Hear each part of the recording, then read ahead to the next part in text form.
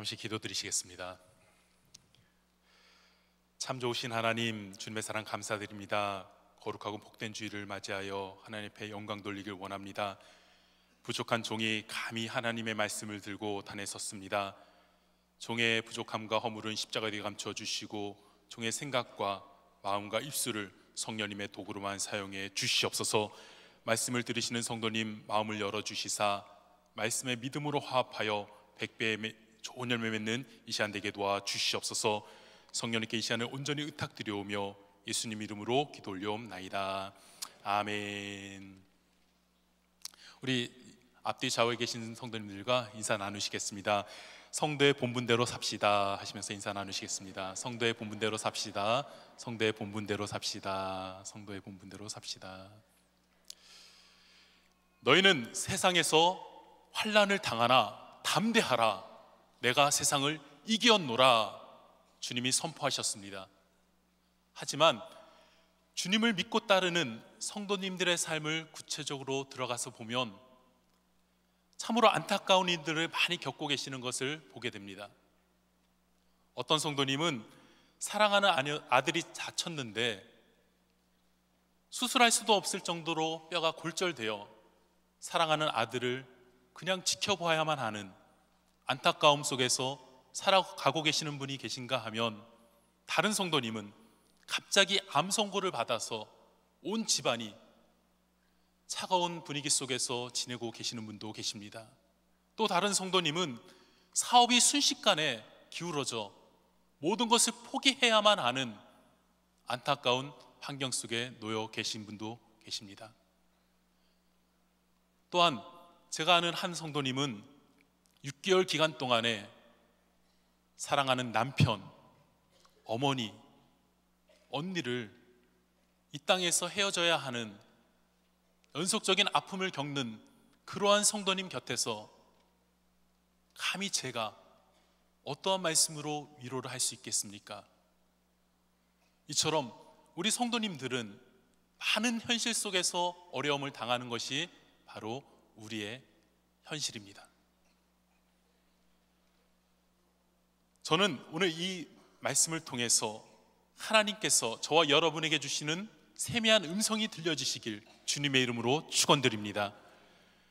오늘 본문 말씀은 마태복음 14장과 요한복음 6장에도 동일하게 나오는데, 그 앞부분의 내용인 바로 오병이어 사건 다음에 오늘 본문의 내용이 나옵니다.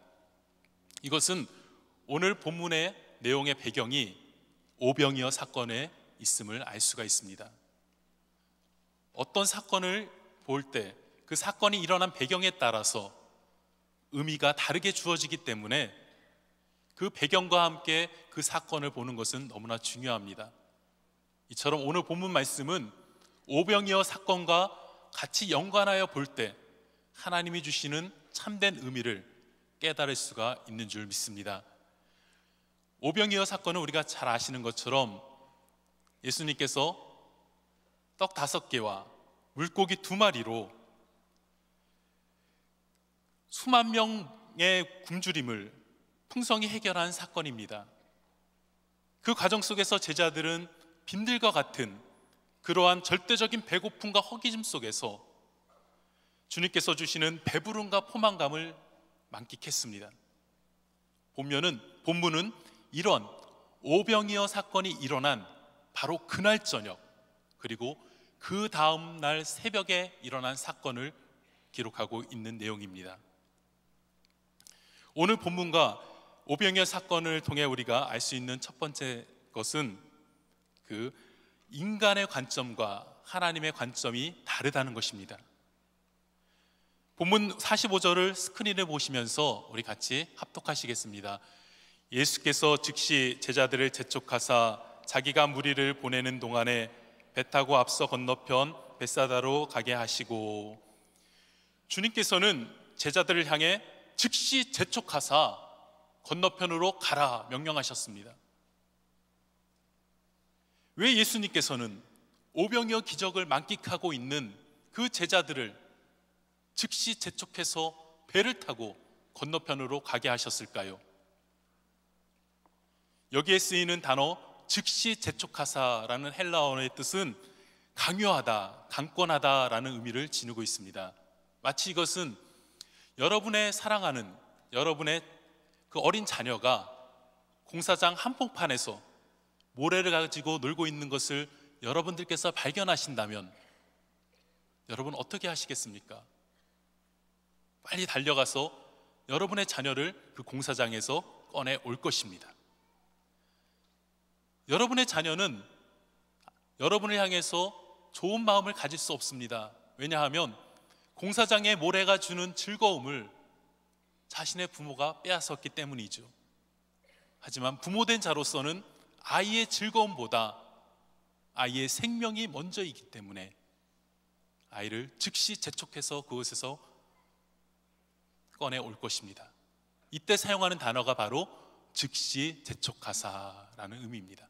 이처럼 반강제적으로 꺼내오는 상황을 이야기합니다. 사랑하는 성도 여러분, 주님께서는 자신이 직접 오병이어의 기적을 베푸셨습니다. 그런데 왜 그 자신이 베푼 기적 속에서 자신의 제자들을 즉시 재촉해서 반강제적으로 그곳에서 쫓아내셨을까요? 그것은 오병이어 기적 후에 그 당시의 상황을 말해주는 요한복음 6장 15절의 말씀을 보면 잘 알 수 있습니다. 그러므로 예수께서 저희가 와서 자기를 억지로 잡아 임금 삼으려는 줄을 아시고 다시 혼자 산으로 떠나가시니라. 오병이어 기적이 일어나자 그곳에 있는 군중들은 환호성을 쳤습니다. 저분이야말로 우리가 찾는 메시아다. 저분이야말로 로마로부터 우리를 구원할 수 있는 메시아다라고 인정하며 그들은 예수님 의사와 상관없이 예수님을 자신들의 왕으로 추대했습니다. 그 모습 속에서 예수님은 그곳을 피해 산으로 가셨다 성경은 말씀합니다. 왜 그렇습니까?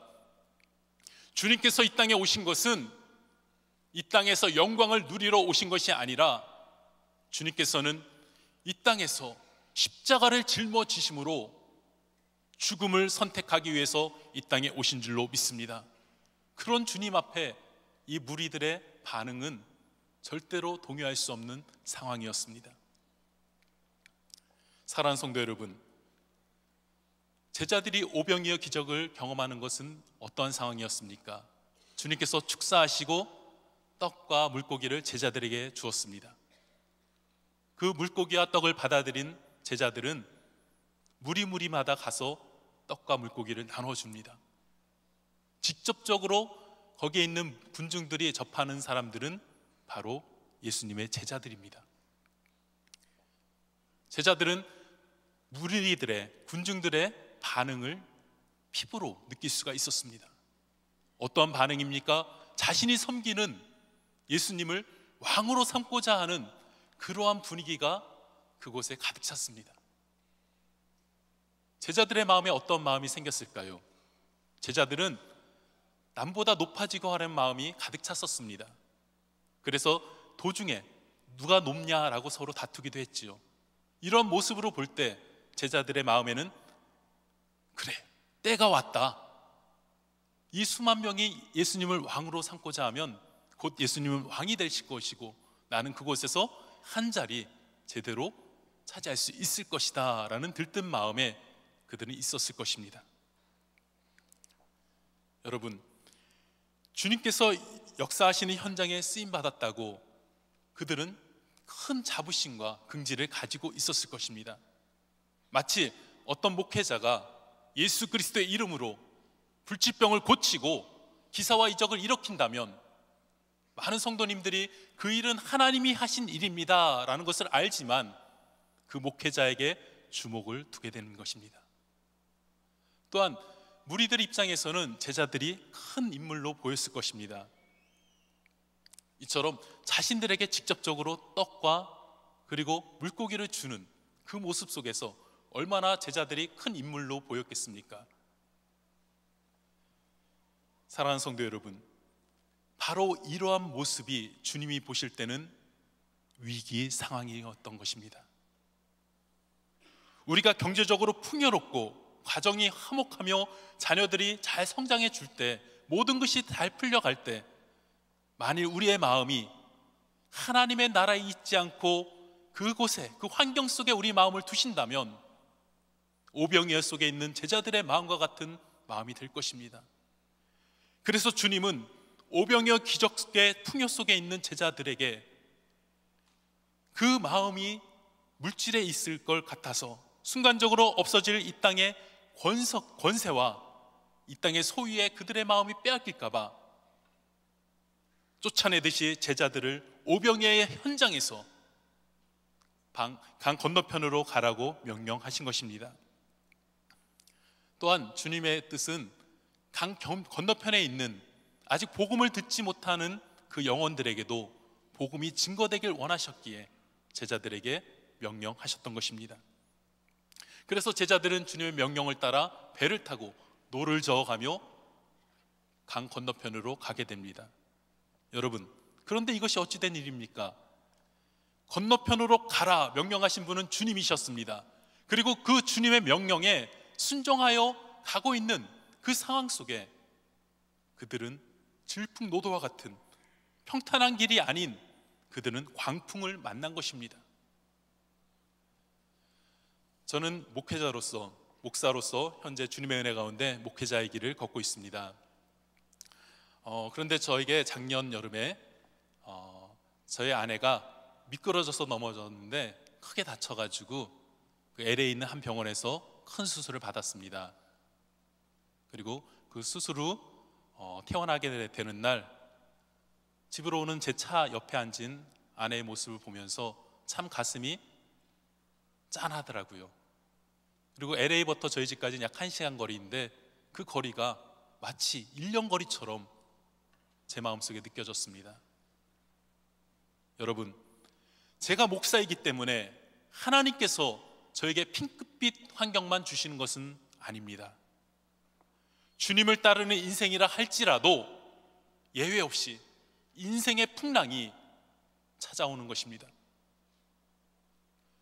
많은 성도님들이 오해하시는 것 중에 하나가 내가 이처럼 주일날 교회에 나오고 교회 열심히 봉사하고 주님의 말씀대로 살기만 하면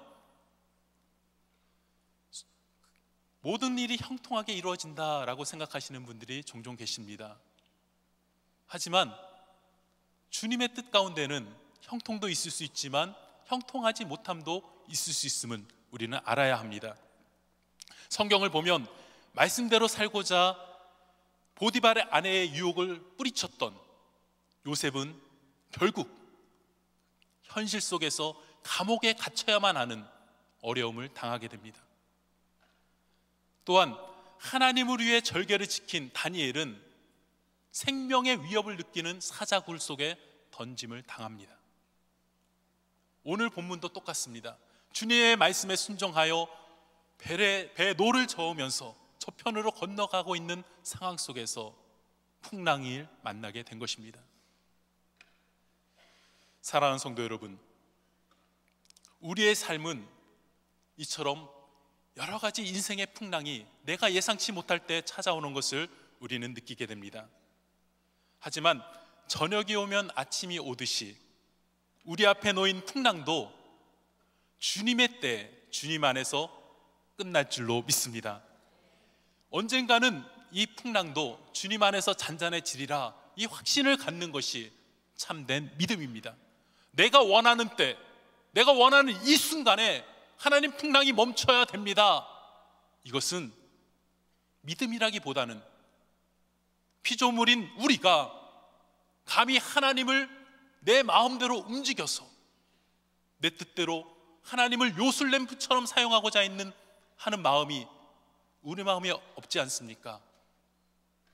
사랑하는 성도 여러분, 우리는 하나님의 때를 기다려야 될 줄로 믿습니다. 인생의 풍랑은 분명히 끝이 있습니다. 그 풍랑의 끝은 오늘 본문 51절을 보면 배에 올라 저희에게 가시니 바람이 그치는지라, 바로 주님께서 안심하라, 내니 두려워 말라 하시고 그 배에 오르시는 순간 풍랑은 멈췄다라고 성경은 말씀합니다. 우리가 살아가면서 겪는 여러 가지 풍랑 속에서도 주님만 오신다면, 주님께서 저와 여러분에게 안심하라, 내니 두려워 말라라고 선포하시면서 저와 여러분이 겪는 그 어려움 속에 주님만 오신다면 모든 문제는 주님 안에서 해결될 줄로 믿습니다. 본문을 통해 우리가 두 번째로 알 수 있는 것은 주님께서는 제자들이 고생하는 것을 보고 계시면서도 밤 사경까지 기다리셨다는 것입니다. 왜 그랬을까요? 알파와 오메가 되시며 모든 것을 다 아시는 능치 못함이 없는 전지전능한 주님께서 자신이 그토록 사랑하는 제자들이 풍랑 속에서 괴로워하는데 왜 그곳에서 계속 풍랑 속에서 어려움을 당하게 하셨겠습니까? 또 제자들이 풍랑을 당하는 그 순간에 주님께서는 즉시 멈추지 아니하시고 밤 사경까지 왜 기다리셨습니까? 여기 나오는 밤 사경이라는 것은 지금의 시간으로 새벽 3시에서 6시를 의미합니다. 성경에 나오는 이 본문 속에 나오는 밤 사경은 물리적인 새벽 3시에서 6시를 의미하는 것이 아니라 바로 하나님의 때, 주님의 때, 바로 주님이 역사하시는 주님의 그 시간을 의미하는 줄로 믿습니다. 사랑하는 성도 여러분, 이 주님이 역사하시는 카이로스 시간, 이 시간대만이 우리에게는 진정한 행복이 찾아오는 줄로 믿습니다. 골프를 치시는 분들의 얘기를 들으면 그 비거리가 잘 나기 위해서는 자신의 몸의 힘을 빼어야 한다고 들었습니다. 이와 마찬가지로 주님께서 우리의 삶에서 역사하시기 위해서는 우리가 가지고 있는 세상적인 힘을 우리 몸에서 빼어야 합니다. 그러기 위해서 주님께서는 우리가 원치 않아도 우리가 생각지도 못하는 역경과 고난 속에, 풍랑 속에 우리를 넣으실 때가 있는 것입니다.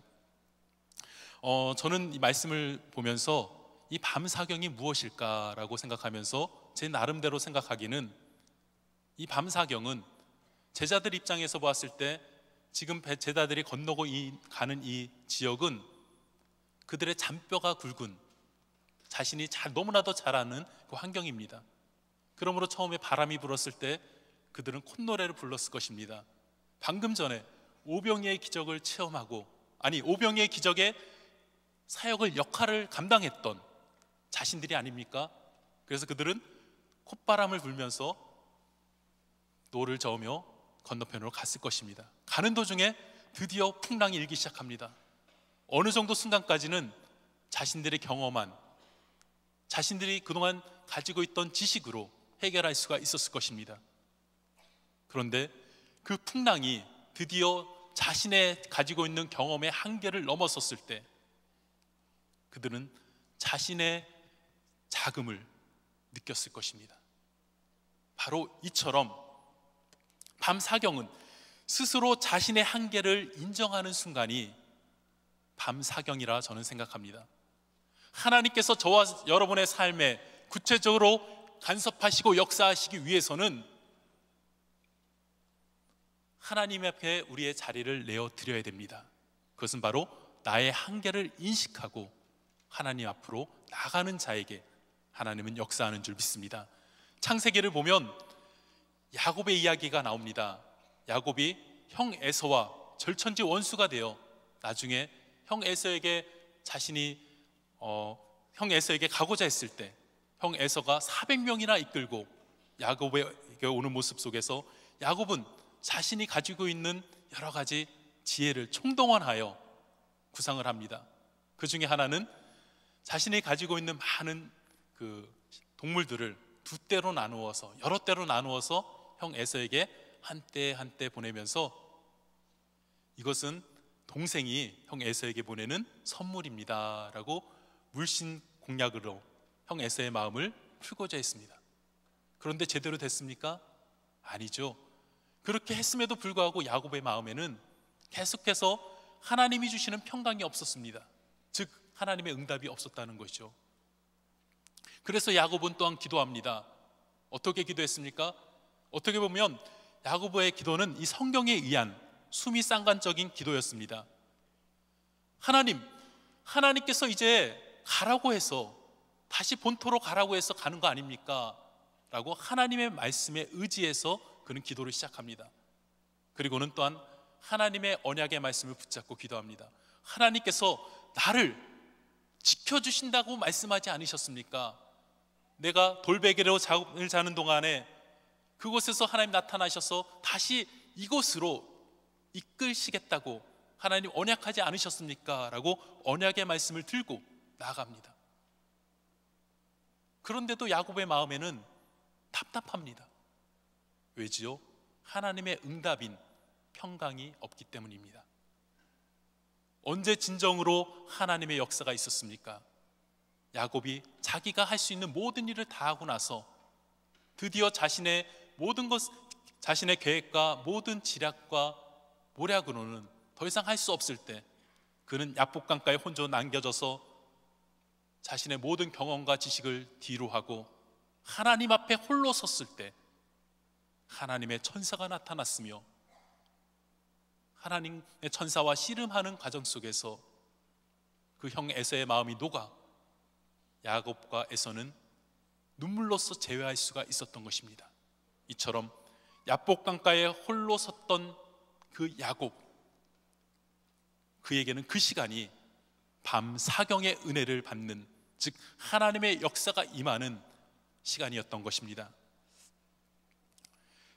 사랑하는 성도 여러분, 풍랑 속에 있는 제자들에게 여러 가지 불안함과 두려움이 엄습했습니다. 다양한 이유가 있습니다. 그 중에서 큰 이유 중에 하나는 바로 내가 당하고 있는 이 현장을, 내가 당하고 있는 이 괴로운 마음을 아무도 알아주지 않구나, 모르는구나 라고 생각했기 때문에 그는 그 현장이 더욱더 마음이 아팠을 것입니다. 하지만 본문 48절은 다르게 말씀하고 있습니다.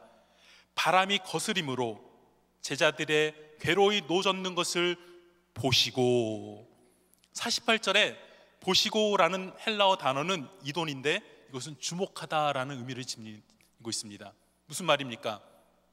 제자들은 풍랑 속에서 노를 지으면서 주님에 대해서 알 수가 없었습니다. 주님이 어디 계신지, 무엇을 하고 있는지, 그리고 자신을 구원해 줄 누가 있는지 그들은 전혀 알 수 없었던 그 상황 속에서 예수님께서는 신적인 직관으로 그들의 모든 하나하나 행동을, 그들의 아픈 마음을 보고 계셨던 것입니다.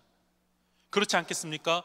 우리가 각자 겪고 있는 힘든 상황 속에서 나를 더 힘들게 하는 것은 그 고난 자체도 힘들지만, 그 고난 속에 당하는 내 마음을 알아줄 수 없는 사람은, 내 마음을 알아주는 사람이 하나도 없는 그 외로움과 고독이 우리를 더 아프게 합니다. 하지만 성도의 삶은 다릅니다. 성도의 삶은 마치 욥이 고난당할 때 하나님께서는 욥이 고난당하는 처음부터 끝까지 불꽃 같은 눈동자로 지켜보셨으며 욥의 음성 한마디 한마디도 다 들으셨던, 욥과 함께 하셨던 그 하나님의 역사가 바로 우리 성도님과 주님과의 관계인 줄 믿습니다. 주님께서는 저와 여러분이 당하는 그 고난 속에서 외면하지 아니하십니다.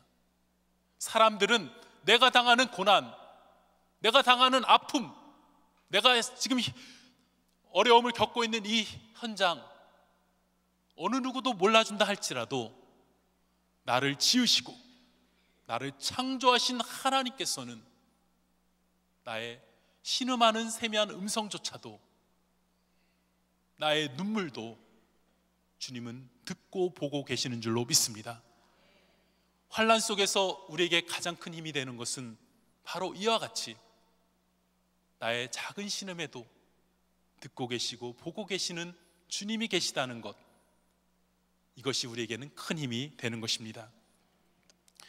그리고 우리 가운데 겪고 있는 혹은 앞으로 겪게 될 다양한 문제들을 내 힘과 내 경험과 내 지식으로만 해결하려고 한다면 밤사경의 은혜는 결코 우리가 은혜를 받을 수 없습니다.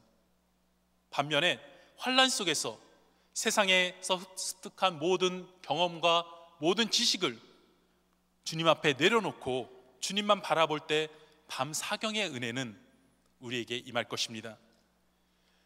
여러분, 오늘 본문 다음의 내용을 보았을 때 주님께서 왜 밤사경의 은혜를 저와 여러분에게 베푸시는지 우리는 알 수 있습니다. 이 제자들이 지금 강 건너편으로 건너가면서 풍랑 속에서 어려움을 겪는 밤사경, 즉 새벽 3시에서 6시 사이에 주님께서 그들에게 오셔서 선포하십니다. 안심하라, 내니 두려워 말라 라고 그들 배에 오르시자 풍랑이 멈췄습니다. 그리고 주님께서는 그들과 함께 강 건너편에 가셔서 무엇을 하셨습니까? 복음 사역을 하신 것입니다. 우리가 겪는 어려운 환경 속에서 주님께서 밤사경의 은혜를 주시는 이유는 단지 우리가 그 환경에서 벗어나서 편안하게 살라고 우리에게 밤사경의 은혜를 주시는 것은 아닙니다. 주님께서 밤사경의 은혜를 주시는 이유는 그 어려움에서 벗어났으면 이제 복음을 증거하는 삶을 살라고, 성도의 본분을 지키라고 저와 여러분에게 밤사경의 은혜를 주시는 줄 믿습니다. 사랑하는 성도 여러분, 제가 올 2월 달에 중국 조선족 목사님들을 위해서 세미나로 섬기고자 중국에 갔었습니다.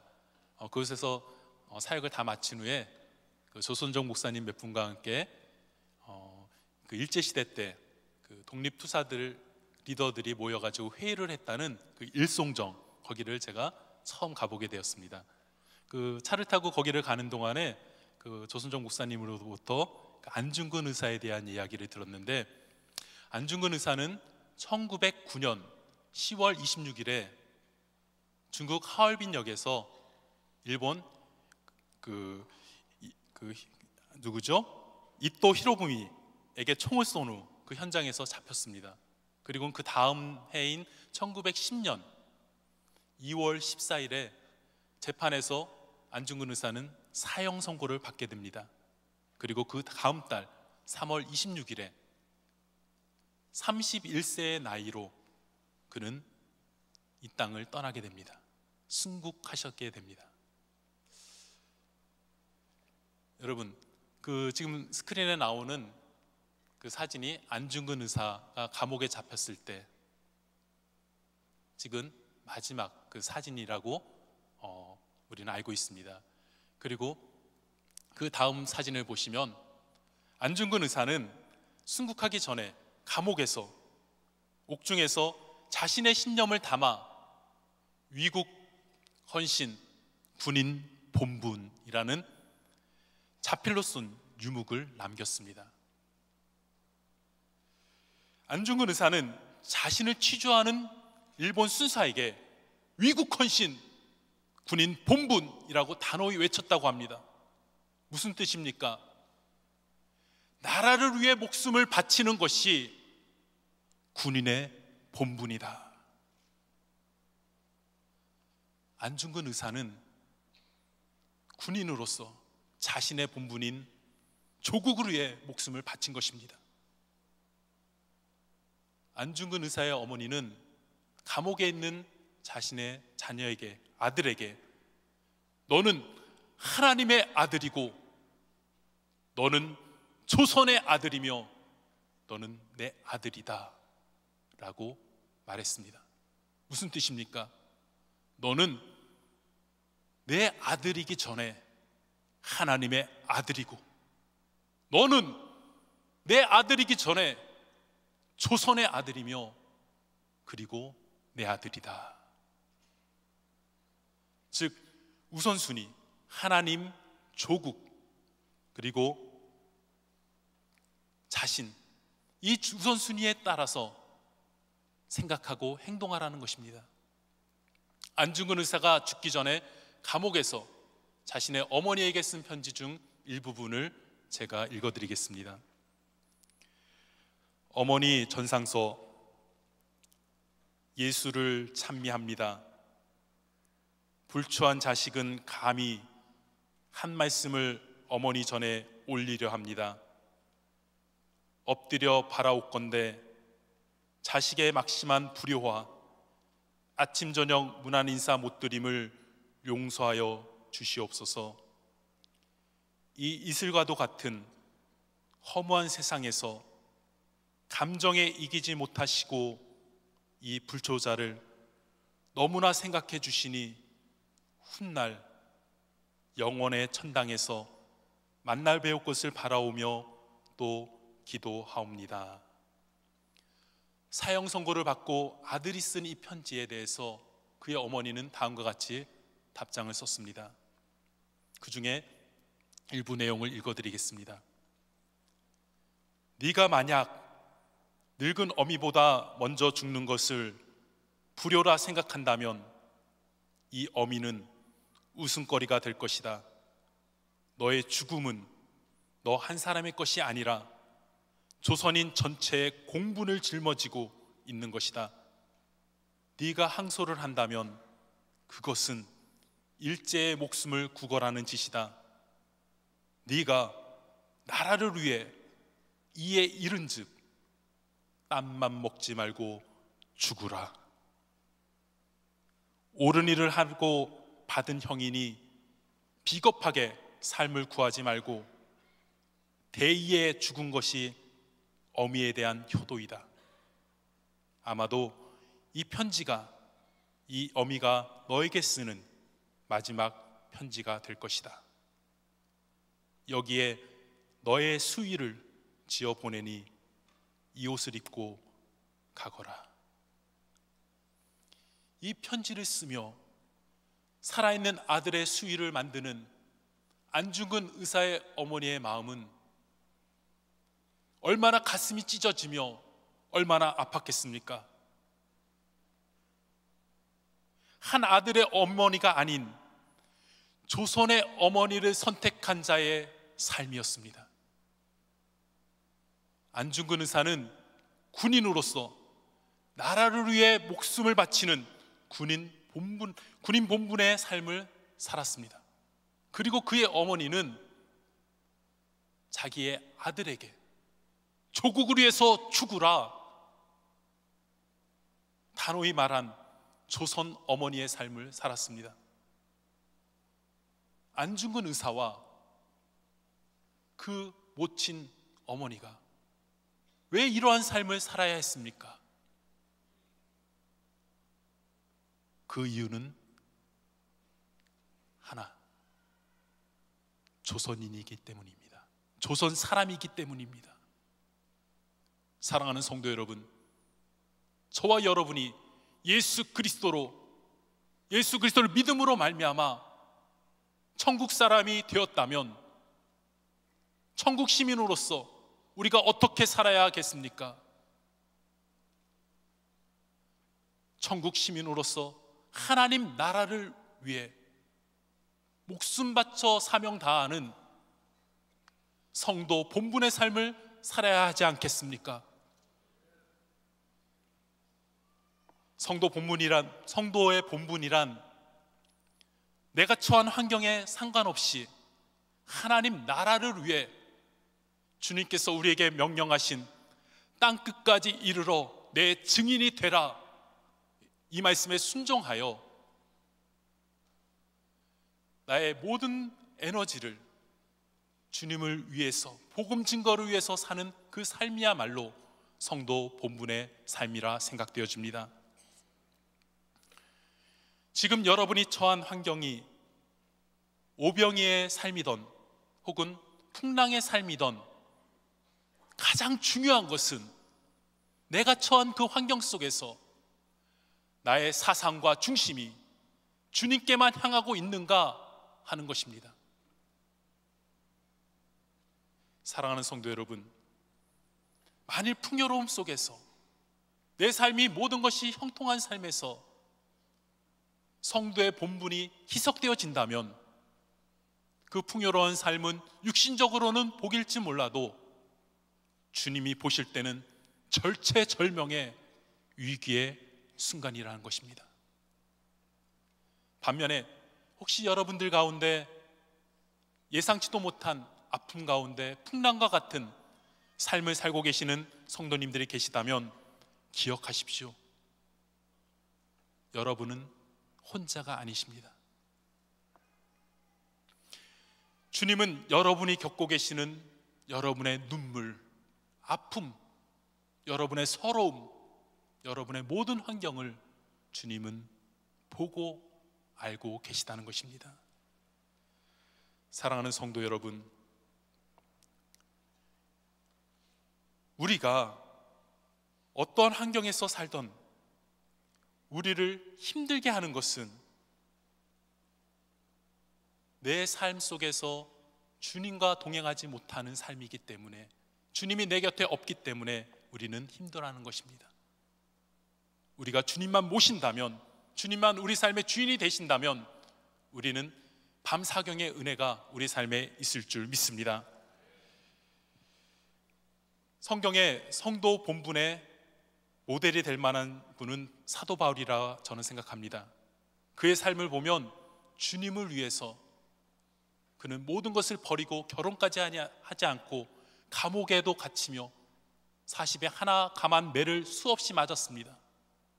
그리고 결국 그는 목이 잘리는 참수형으로 이 세상을 떠났습니다. 사도 바울은 어떠한 환경에 처하든 그는 성도의 본분을 지키며 살아왔던 사람이었습니다. 그가 마지막 가는 순간에 그는 다음과 같이 고백합니다. 내가 궁핍함으로 말하는 것이 아니라 어떠한 형편에든지 내가 자족하기를 배웠노니 내가 비천에 처할 줄도 알고 풍부에 처할 줄도 알아. 모든 일에 배부르며 배고픔과 풍부와 궁핍에도 일체의 비결을 배웠노라. 내게 능력 주시는 자 안에서 내가 모든 것을 할 수 있느니라. 아멘이십니까? 아멘. 그렇습니다. 사랑하는 성도 여러분, 안중근 의사가 늘 가슴에 품었던 위국 헌신 군인 본분의 정신처럼 우리 성도님들은 하나님 나라를 위해서 위국 헌신 성도 본분의 삶을 살아야 될 것입니다. 즉 하나님 나라를 위해서 목숨을 다해 섬기는 성도 본분의 정신을 지녀야만 합니다. 또한 안중근 의사의 모친의 정신, 너는 하나님의 아들이고 너는 조선의 아들이며 너는 내 아들이다 라는 말처럼 자식보다 하나님을 우선시하는 이 우선순위에 대한 바른 자세가 우리에게 있어야 합니다. 우리의 대적 사단은 간혹 우리에게 풍요로움을 통해서 또는 풍랑을 통해서 우리의 마음과 생각과 우리의 에너지를 하나님의 나라가 아닌 이 땅에 쏟게 만듭니다. 하지만 이 땅에서의 삶은 나그네의 삶, 안개와 같은 삶이라는 것을 저와 여러분은 아시기에 영원한 우리의 본향 하나님 나라를 바라보시면서 성도 본분의 삶을 온전히 이루시는 우리 모두가 되시길 주님의 이름으로 축원드립니다. 끝으로 안중근 의사의 군인 본분의 정신을 잘 표현한 시, 기독교인이면서 항일 운동가인 윤동주 시인의 서시를 제가 낭독해 드림으로 성도의 본분, 즉 크리스찬의 본분에 대한 말씀을 맺고자 합니다.